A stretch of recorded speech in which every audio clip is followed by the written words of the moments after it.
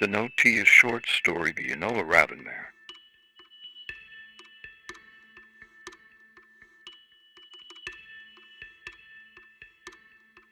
It fell from the ceiling, like a feather or a leaf on its journey to the ground after being released from its source. Another note, there was never a shortage. This room was filled with them. Physical manifestations of longing carefully gathered, read, filed away. He had accepted the task of being the one who held them long ago. The work was too difficult for most, too painful, but as a listener, he had the empathy and endurance necessary for the task. He understood the importance of it after he found his first note, the one that was delicately stained by a single tear, filled with hope that just one might connect with the words even if lives could not be connected. The small electric jolt of familiarity flowed through him as he read it, and he sent back as much sensation as he was able to.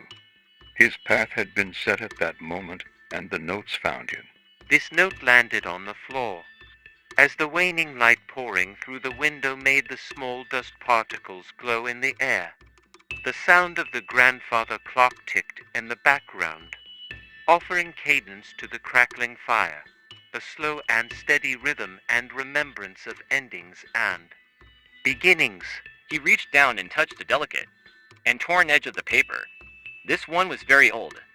There were no guarantees that he could send anything that would be able to receive.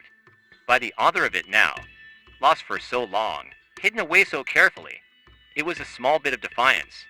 As his finger connected, the spark was faint. But even if it did not exist anymore, he would read and connect because that needed to be done.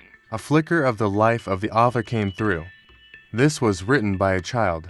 She could not have been more than 8 years old, already touched by so much loss and death at such a tender age. Her dreams desperately trying to compete with the nightmares. His heart swelled with the knowledge that she would be a builder of worlds if she managed to survive. He could sense that she longed to shift into another plane. There was an urgency to this that was not unfamiliar to him, but it still swept him away. He closed his eyes and focused on the flickering spirit. Behind the note, I see you. I sit with you. In this moment, you are not alone. It could help. He knew this to his core. It could help. He wiped the tears from his eyes and gently filed the note away with the others. He could cherish them that much at least. He could do that, and he believed that it helped.